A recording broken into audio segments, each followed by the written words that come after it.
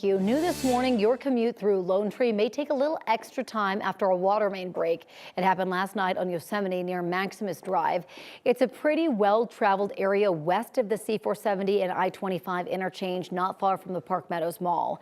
The city of Lone Tree posted this photo of the break. Crews say they have the break under control and water has been restored to the area, but the city says cleanup efforts will impact the morning commute through that area. This morning, Denver police are investigating after they say two people were stabbed at an apartment complex yesterday. This happened on South Oneida Street, just off of Leetsdale Drive between Monaco and Quebec. As of right now, police have not said how badly the two people are hurt, and we still don't have any details on a suspect just yet either. Well, people in a small town in the foothills want answers after they have had no water for 4 days. Indian Hills Water District says these troubles all started with a leak, one they still haven't found. It all started with water pressure problems or no water at all in one zone of the water district. Days later, a leak was reported in another district, losing water pressure to that area. Then on Saturday, the water district reported another zone lost water pressure. Last night, they sent out an update saying they'd gotten the okay from the state to distribute water. That water will mean some customers can flush and shower again, but needs to be boiled before drinking, and it cannot be given to infants or used to make baby formula. Right now, the water district says there is no sign of the leak that caused these problems in the first place. Today, Adams County is cutting the ribbon on a new shelter built specifically to help kids in crisis. This is the first of the kind for the county. 9 News reporter Brianna Clark joins us live from Thornton this morning. Brianna, this center has been a long time coming. Yeah, Jordan, that is right. It took more than 18 months just to secure the funding for this center and to find the facility. This is a safe place for both boys and girls 12 to 18 to come, stay, no pressure, because this is voluntary. So as you said, it's a long time coming. Today marks a big milestone for Adams County and just for this area as a whole. It's a pretty big deal. The Empowerment Center for Adolescents is a 10-bed facility. It's specifically designed for youth who are displaced, homeless, and have nowhere to go. So it's meant to be temporary, a temporary shelter. So think of it as a stepping stone to help kids find permanent housing or to establish reunification with their families or a guardian. Thornton City Council approved the project last August. The center is funded for 12 months with $1.2 million through the district attorney's office, and that's through a grant from the American Recovery Act. Last August, we talked with Thornton Police Chief Terrence Gordon about the project. He says the new center will give kids a place to go, especially on days when it can be more difficult to help them out. It's very, very difficult after 5 o'clock on holidays and on the weekends to find somewhere to take these kids. So we often end up sitting with them for hours until the rest of the system comes back online. It's extremely important. So we will be here at 9:30 today for that big ribbon cutting, and when they will officially open the doors for the center, community leaders will be here, other folks in the community will be here. It'll be an exciting morning for Adams County. Jordan? It certainly will be, Brianna. All right, thank you.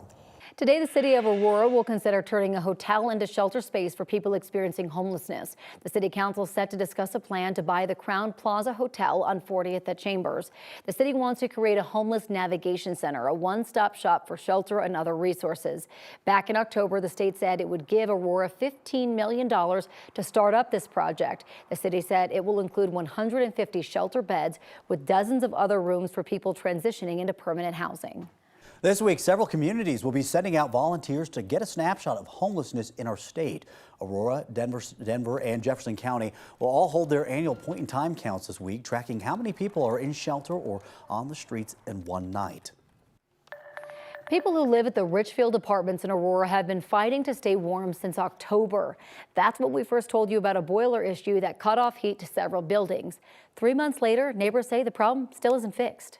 It honestly makes me just want to go sit in my car and sleep in the car and run the heat. Because like your nose, face, toes, fingers, your whole body is just cold. And even just like putting on a blanket. It's just brutal, right? We asked the property managers what they're doing to fix the heat. They didn't answer, but told the city of Aurora that they inspected the place sometime between July and September and found no problems. The city of Aurora told us they're working with property managers to make sure the repairs get done. This morning, we are getting a clear look at the Israeli operation to clear out Hamas's tunnel system beneath Gaza.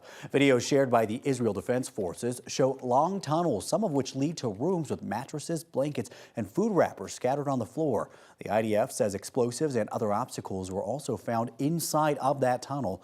No hostages were found, but forces say, based on testimonies from former hostages and DNA evidence, that about 20 hostages were held in the tunnel at different times. As of this morning, Israel estimates that 132 hostages are still stuck there in Gaza. The Republican presidential primary has reached the final two. Florida Governor Ron DeSantis announced he is dropping out of the race. DeSantis made the announcement in a video on social media yesterday. The decision came 6 days after the Iowa caucuses, where DeSantis finished a distant second behind former President Donald Trump.